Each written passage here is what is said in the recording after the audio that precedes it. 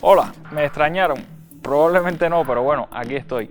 ¿Recuerdan que en el programa pasado Karima les habló sobre toda la operación mediática montada para atacar la visita de Díaz-Canel a México? Pues un poco de eso y de la reciente cumbre de la CELAC, con parte de lo que derivó de ella, estaremos hablando hoy. Esto es Con Filo, un espacio para mostrar con todos sus matices las noticias, los hechos, las matrices de opinión que circulan en los medios y en las redes sobre la realidad cubana. Vamos a rasgar la costura de la manipulación mediática y adentrarnos en la arista filosa de los acontecimientos.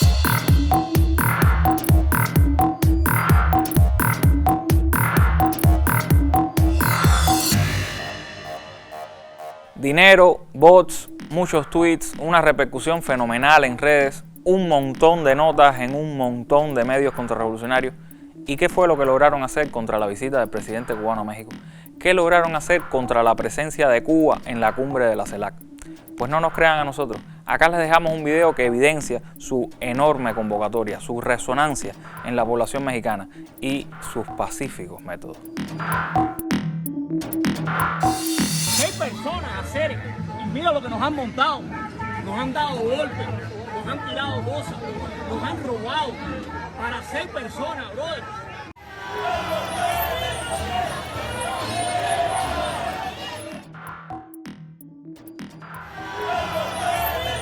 Anameli, yo creo que si ustedes le dan, ustedes son mayoría. Tú me dijiste mentira, ahora quién te va a creer. México te repudia. ¡Bravo, Claudia! Te pillé, mamá, te sorprendieron.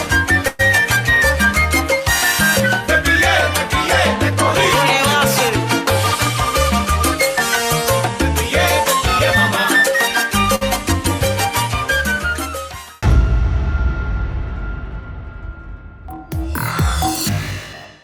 Seis personas manifestándose. 6. Ni una más ni una menos. 6.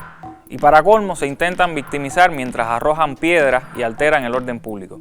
No sorprende que se hayan tomado medidas para frenar su comportamiento violento e ilegal. Nada, que mucho alarido en el mundo virtual y escasísimo apoyo en el mundo real. Pero mientras esto sucedía en las calles, donde las manifestaciones eran abrumadoramente mayoritarias a favor de Cuba, Estados Unidos halló voceros en la cumbre de jefes de Estado. Lacalle Pou, presidente de Uruguay, y Mario Abdo, de Paraguay, sirvieron de portavoces de la agenda e intereses de la reacción a nivel regional, en intervenciones que ya todos hemos visto de alguna forma u otra. Es una pena realmente que este plan tampoco les haya funcionado, y lo que provocara fue un alud de reacciones en contra en las mismas redes sociales, entre tweets de denuncia y memes que hicieron virar la etiqueta Lacayo Pou. El clásico tiro por la no menos clásica culata.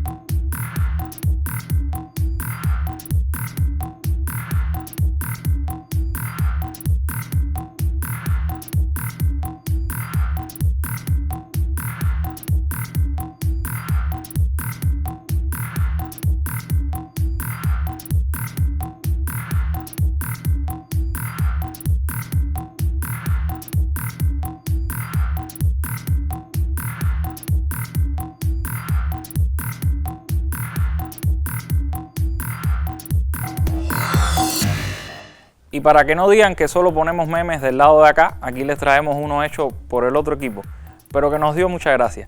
Lacalle no es de los revolucionarios. Ciertamente tampoco queremos que ese señor sea de los nuestros. Y tiene que haber intuido Lacalle Pou que esa maniobra no le había salido del todo bien, porque ni siquiera se quedó hasta el final de la cumbre. Salió corriendo. Luego de la intervención del presidente de Uruguay, de inmediato podríamos decir, Juan González, asesor para temas de América Latina en el Consejo de Seguridad Nacional de Estados Unidos, publicó un tuit de entusiasta apoyo. Una simple coincidencia, por supuesto. Como es también una coincidencia que el antecesor en el cargo de Juan González, Mauricio Claver Carón, visitara par de días antes Uruguay, en calidad de presidente del Banco Interamericano de Desarrollo, los que manejan la plata.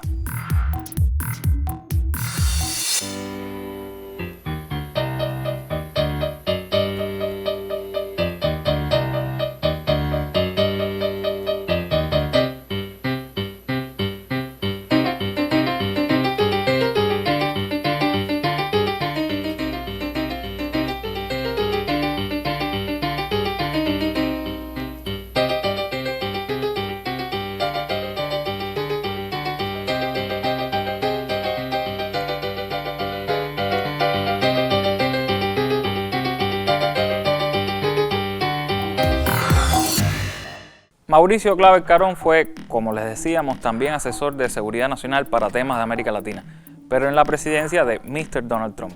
Sin embargo, ahora lo han dejado manejando dinero, cosa para la cual tiene vasta experiencia porque durante mucho tiempo fue lobista de la mafia cubanoamericana en el Congreso.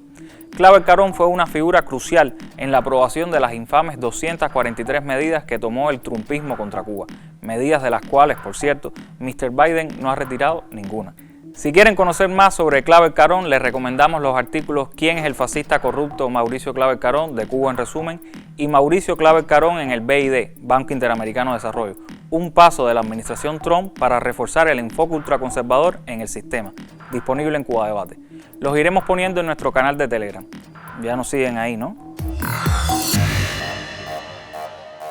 Mateo Grille, editor de la prestigiosa revista uruguaya de análisis político Caras y Caretas, tuvo la gentileza de hacernos llegar un video donde nos comenta un poco sobre la relación entre la calle Pou, Claver Carón, el gobierno de los Estados Unidos y la sempiterna cruzada de la reacción contra cualquier movimiento progresista en América Latina.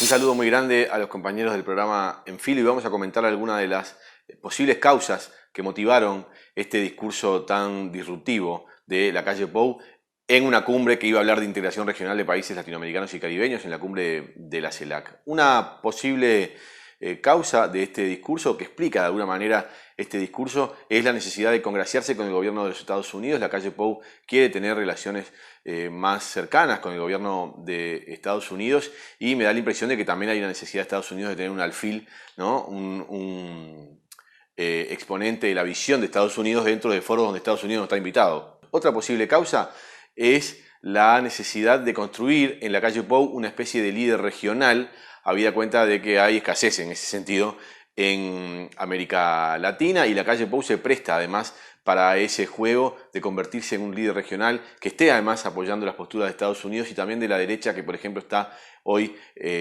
nucleada y coordinando acciones en España con el paraguas de Vox y de la Fundación para la Libertad que dirige Mario Vargas Llosa. Otra posibilidad que de alguna manera también está presente en este discurso es la reciente visita del presidente del Banco Interamericano de Desarrollo, Mauricio Claver Carón, un confeso ultraderechista que está en contra de los gobiernos populares y concretamente o particularmente de los gobiernos de Cuba, Nicaragua y Venezuela, horas antes de que la calle Pou viajara hacia la cumbre de la CELAC. Mauricio Claver Carón estuvo aquí, también estuvo en Paraguay coincidentemente y es muy posible que hayan coordinado también este discurso que dio la calle Pou en la cumbre de la CELAC.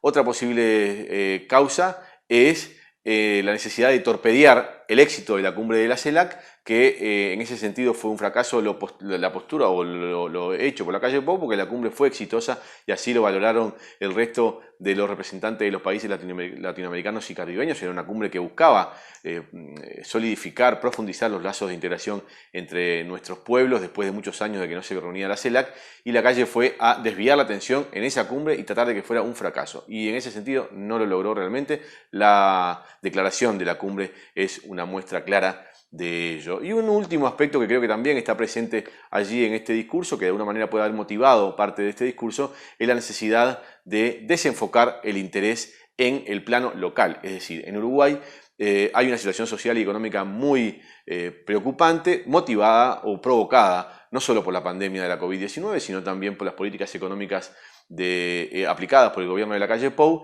y esas consecuencias se están viendo ahora y se están viendo también en el plano electoral. Hay un referéndum, va a haber en marzo un referéndum contra la ley madre del gobierno de la calle Pou, porque se juntaron 800.000 firmas, que son el 30% del padrón electoral. En solamente 6 meses se juntaron firmas de ese 30% para llevar a referéndum esta ley, que es una ley propuesta por el gobierno de la calle Pou, aprobada en el gobierno de la calle Pou, que es una ley que va a derribar una cantidad de políticas públicas implementadas en Uruguay en los últimos 15 años de gobiernos progresistas, y es una ley que ha sido calificada de excluyente, concentradora, privatizadora y represiva. Es una ley que va a estar cuestionada entonces en marzo de del año próximo. Me parece que por allí van entonces las principales explicaciones que pueden tener este discurso, que no tuvo nada que ver con integración regional y mucho menos con amistad entre los pueblos de América Latina y del Caribe.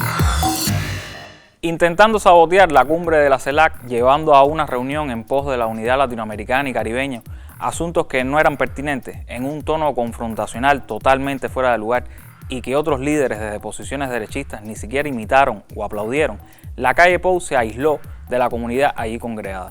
Las respuestas de nuestro presidente, diplomáticas pero contundentes, sumadas a la realidad que viven los uruguayos, dejaron en ridículo a este político de derecha que no respondió a un mandato popular, sino a los designios del BID y Washington, la gente de La Plata. Así lo resume Cuba no es Miami en su canal de YouTube, que desde aquí les recomendamos.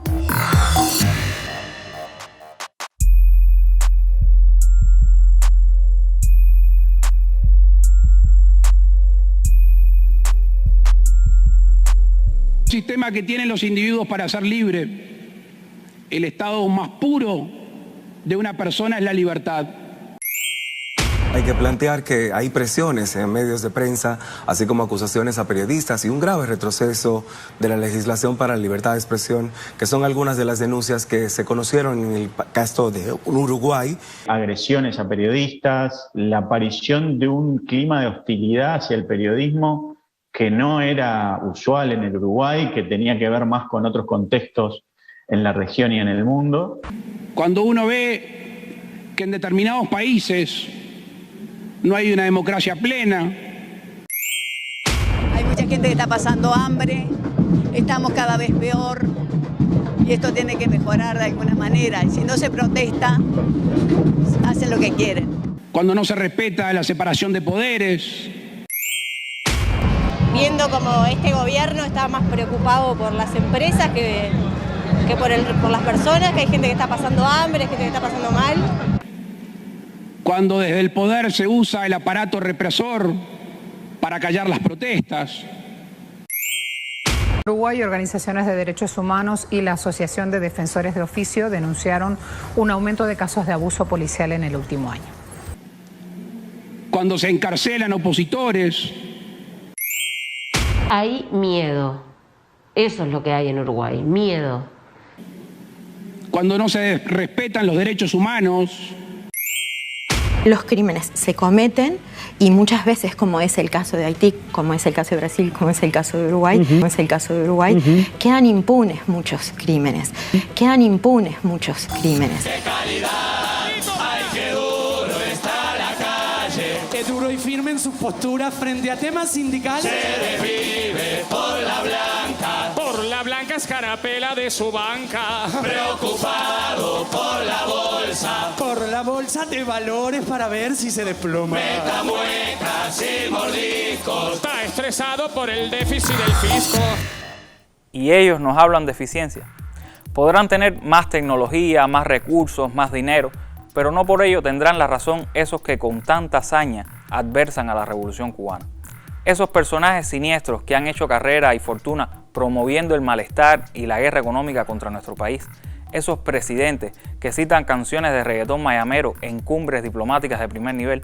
Esos entusiastas de Twitter y Facebook que viven convocando manifestaciones, parones, sentadas, pero que cada vez logran reunir a menos personas. Podrán hacer mucho ruido, pero a la larga siempre triunfará la verdad de Cuba. Porque una cosa es el mundo virtual y otra muy distinta es la calle, la real, la que sí es de los revolucionarios. En esa realidad debemos invertir todo nuestro tiempo y energía, en la lucha contra la COVID, en el trabajo comunitario, en todo aquello que tribute al bienestar verdadero del pueblo.